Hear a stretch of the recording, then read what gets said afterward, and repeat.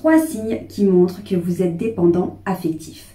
Alors qu'est-ce que la dépendance affective? On va en parler aujourd'hui parce que c'est important, parce que quand on n'est pas conscient d'être dépendant affectif, et bien quelque part, on passe à côté de sa vie et on n'est pas pleinement soi-même et c'est vraiment dommage parce que c'est un truc assez vicieux, assez fin à repérer, mais une fois qu'on en prend conscience, on peut vraiment agir dessus. Donc aujourd'hui dans cette vidéo, je vais vous donner 3 signes, vraiment 3 petites alertes qui vont vous mettre la puce à l'oreille et faire que vous allez peut-être réaliser qu'il y avait peut-être un petit peu de dépendance affective dans votre vie, mais pas de panique parce que ensemble, on va pouvoir reprendre les choses en main, se consolider, reprendre confiance en soi et vous allez voir, ça va bien se passer.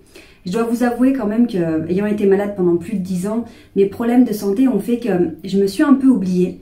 Et c'est un peu comme si je ne vivais qu'à travers les autres pendant des années. Et je me rends compte aujourd'hui qu'en fait, j'étais carrément dépendante affective. Alors c'est vrai que quand on réalise qu'on est dépendant affectif, ça fait un petit quelque chose à l'ego parce qu'on se dit ah mais je me suis perdue comme ça pendant autant de temps, on se sent un peu ridicule ou un petit peu faible d'être dépendant affectif, mais c'est pas grave parce que comme je vous le répète souvent, chacun a son histoire, chacun écrit son propre scénario. Donc si vous êtes arrivé à être dépendant affectif aujourd'hui, c'est parce que votre vie, le contexte dans lequel vous avez vécu a fait que vous êtes passé par là. Mais c'est pas grave, tout ce qui compte c'est de continuer d'avancer, d'évoluer chaque jour. Et c'est vraiment d'ailleurs le but de ma chaîne. En passant, pensez bien à vous abonner et à cliquer sur la cloche de notification et regardez bien en dessous de cette vidéo, je vous mets des liens qui vous donnent accès à des formations gratuites, à des promotions exceptionnelles sur différents produits que je fais pour vous former directement et pouvoir avancer tous les jours. Aussi, vous pouvez me suivre sur Instagram, vraiment suivez-moi sur Instagram parce que je vous mets des stories, je vous mets des citations et je suis hyper heureuse de vous retrouver sur Instagram et d'échanger avec vous. Alors tout de suite, le premier signe. Quel est ce premier signe qui doit vous mettre la puce à l'oreille et vous faire poser la question, mais est-ce que je serais pas un petit peu dépendant affectif, moi? La première des choses, c'est que lorsque la personne en question, parce que ça peut être en couple, ça peut être en amitié, la dépendance affective, elle va se mettre sur quelqu'un en fait. La première chose, c'est quand la personne n'est pas là, qu'elle vit sa vie, qu'elle est au travail, qu'elle est avec d'autres amis, qu'elle fait son sport, enfin bref, qu'elle vit sans vous, eh bien vous ne vous sentez pas rempli en fait. C'est comme s'il y avait un vide, comme s'il y avait un manque. Et dès que cette personne n'est pas là, ce vide se ressent. Et vous avez besoin de la présence de l'autre, ou en tout cas d'interaction avec cette personne. Vous avez besoin que cette personne vous montre qu'elle vous considère, qu'elle vous donne, elle vous montre de l'intérêt. Vous avez besoin qu'elle soit là dans votre vie pour vous sentir pleinement rempli, pour vous sentir serein. Quand cette personne n'est pas là, en fait, il y a comme un vide, une angoisse, une petite anxiété, et vous n'êtes pas bien tant que vous n'êtes pas avec cette personne. Là déjà, c'est un premier signe qui doit vous alerter, parce que ce qui est important, c'est que vous sachiez vous sentir bien avec vous-même. Et c'est vrai que dans notre société actuelle, la plupart d'entre nous, en fait, on a toujours besoin de quelque chose pour combler un espèce de vide ou d'angoisse. Et c'est très très très intéressant et très important pour se sentir bien d'apprendre à se sentir pleinement rempli de sérénité, de paix intérieure, même quand on est tout seul, même quand les autres ne sont pas là. Parce que c'est très important de se sentir bien avec soi-même, parce que vous faites équipe avec vous-même toute votre vie. Donc si à chaque fois vous avez besoin que quelqu'un vienne vous remplir un vide que vous n'arrivez pas à combler, ou que vienne vous sauver de vous-même, ça devient compliqué.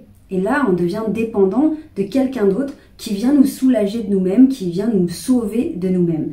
Donc vraiment la première des choses, c'est si la personne en question, dès qu'elle n'est pas là, ça vous crée un manque, un vide, une angoisse, c'est que vous n'êtes pas bien, vous n'êtes pas serein avec vous-même. Donc là, ça doit déjà vous mettre la puce à l'oreille. Deuxième signe. Un deuxième signe qui va en englober plusieurs, mais globalement, c'est la peur de l'abandon. La peur vraiment viscérale que cette personne vous abandonne, vous quitte. Alors si on prend l'exemple du couple, ce serait, oui, pour l'instant tout va bien, mais j'ai super peur que la personne me quitte. Même s'il n'y a pas de raison, même si... Voilà, c'est une espèce d'angoisse, soit que la personne me quitte, soit qu'elle décède, soit qu'il arrive un truc grave. Cette peur, en fait, de se retrouver tout seul. Pourquoi? Parce que ça rejoint la première idée, c'est qu'on dépend de l'affection de l'autre, on dépend de la présence de l'autre. Donc en s'imaginant se faire quitter, abandonner ou qu'il y a un décès, c'est juste pas possible dans notre tête parce qu'on va se retrouver seul avec soi-même. Et vu qu'on ne sait pas faire, vu que ça nous angoisse d'être seul avec nous-mêmes, eh bien on a toujours cette peur d'être abandonné, de se retrouver tout seul. Cette peur que l'autre disparaisse et de se retrouver tout seul parce que se retrouver tout seul, on ne sait pas faire. Et ça nous angoisse. Donc la peur de l'abandon, mais il y a aussi, par exemple, il peut y avoir une jalousie excessive. Pourquoi? Parce que là aussi, c'est la peur de l'abandon. C'est quand on manque de confiance en soi. Finalement, s'il y a cette personne dont je suis dépendante affective, si cette personne s'intéresse à d'autres personnes, eh bien peut-être qu'elle va préférer les autres à ma place et peut-être que je vais me retrouver seule encore une fois. Et qui va venir combler ce vide? Qui va venir me sauver de moi-même, me soulager de moi-même? Je me sens perdue tout seul. Donc je peux développer une jalousie qui est vraiment excessive parce que le moindre petit détail va faire que je vais me faire des films, m'imaginer que l'autre va m'abandonner, va me laisser tout seul avec moi-même. Donc peur de l'abandon, jalousie excessive, ce sont vraiment, encore une fois, des signes qui montrent que vous n'êtes pas serein avec vous-même, soit vous manquez de confiance en vous, soit vraiment il y a une espèce de vide, une angoisse intérieure que vous n'arrivez pas à gérer vous-même et du coup vous transférez ça sur l'autre, vous mettez l'autre en mode sauveur et pour qu'il vienne vous sauver de vous-même. Maintenant, on va s'intéresser à un troisième signe qui est un point très important qu'on voit en PNL, donc programmation neurolinguistique, si ça vous parle. C'est vraiment prendre conscience qu'on est responsable de notre vie. Alors attention, parce que ça peut faire peur au début. Comment ça, je suis responsable? Je ne suis pas responsable de tout ce qui m'arrive. Si quelqu'un me rentre dedans en voiture, je ne suis pas forcément en tort, je ne suis pas forcément responsable de ce qui m'arrive. Alors non, vous n'êtes pas responsable de tout ce qui va vous arriver, mais vous êtes responsable de comment vous réagissez et de ce que vous en faites en fait. Parce qu'on a cette tendance aussi, souvent, à se déresponsabiliser de notre vie et de se dire que soit on a de la chance, soit on n'a pas de chance.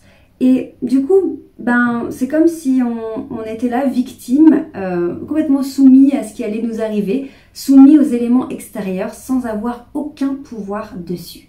Et ça, c'est terrible parce que ça nous enlève tout pouvoir sur notre vie, donc c'est hyper angoissant. Ça veut dire que peu importe, on ne sait pas ce qui va nous arriver et puis on verra bien et on va subir et peut-être que ce sera terrible, ce sera horrible, peut-être qu'on aura de la chance, on ne sait pas. Donc vraiment, c'est l'idée de se responsabiliser et de se dire ok, je prends les choses en main. Et ça rejoint les deux premiers points parce que c'est le fait de se dire même si je suis seule dans ma vie, je suis responsable de ma vie, je fais les choix en conscience, c'est moi qui décide ce que je fais de ma vie, peu importe les obstacles, les aléas, les difficultés qu'on va rencontrer, je tiens debout, je suis solide, j'y arrive. Et les interactions, les relations que j'ai avec les autres, c'est par mon choix et c'est du bonus, c'est une plus-value dans ma vie. C'est pas que j'ai besoin constamment qu'on vienne me sauver de moi-même. Non, je suis là, debout, moi-même, solide. Je suis bien dans mes baskets, droit dans mes bottes, j'avance. Et quand il y a des difficultés, je fais ce qu'on appelle le roseau. Pourquoi le roseau? Parce que le roseau, si vous savez, c'est cette plante qui est au bord des étangs. Et un roseau, en fait, il est très très souple et en même temps très solide. Parce que quand il y a des grands vents, le roseau, en fait, il va se coucher, mais il va jamais se casser. Contrairement à un chêne centenaire qui pourrait se casser avec des vents violents, le roseau, lui, il a cette flexibilité qui fait que avec des vents violents, il se plie, mais il casse jamais. Donc vraiment, c'est ça, c'est de se dire, si vous n'arrivez pas à prendre des décisions vous-même, vous n'assumez pas vos désillusions, vos échecs, vous avez peur d'échouer tout le temps, vous avez toujours besoin qu'on vous rassure. Non, ça va le faire. Vous allez y arriver. Petit à petit, vous allez vous consolider, vous allez prendre de l'assurance, prendre des forces, vous allez développer votre confiance en vous. Et vraiment, je vous assure que ça va le faire. Si pour l'instant, vous avez l'impression que vous avez besoin des autres comme une béquille parce que c'est trop dur tout seul, il y a des moments où on a besoin d'aide. Ok, c'est bien, c'est important. Mais vous êtes en mesure, vous êtes capable, vous avez les ressources en vous pour vous relever et continuer d'avancer. Donc vraiment, cette vidéo, l'idée, c'est de prendre conscience qu'on est dépendant affectif et que finalement, on laisse un peu notre vie sur les autres, On leur donne le pouvoir sur notre vie parce que c'est pas gérable pour nous, parce qu'on n'a pas idée qu'on est capable de gérer tout ça.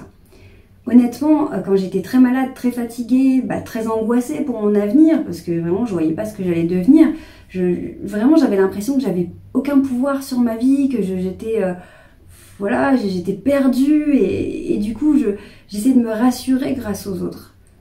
Et quand j'ai décidé de prendre les choses en main, en me disant peu importe le contexte, je vais faire en sorte de pouvoir avancer petit à petit, un pas après l'autre, et je vais quand même commencer à construire quelque chose. Je me suis rendu compte que finalement, j'y arrivais en fait. Et c'est votre cas, vous y arrivez, vous allez y arriver. Donc si vous êtes dépendant affectif, parce que vous êtes reconnu dans cette vidéo, ne vous inquiétez pas, ça va aller, ça va le faire. Vous allez y arriver, vous allez vous sentir de mieux en mieux petit à petit. Regardez les autres vidéos de ma chaîne, regardez d'autres chaînes sur YouTube. Vous allez voir qu'il y a plein de petites choses pour consolider votre estime de vous-même, développer votre confiance en vous, ne plus avoir peur d'échouer, ne plus avoir peur d'être abandonné, ne plus avoir peur de ce qui pourrait vous arriver dans la vie.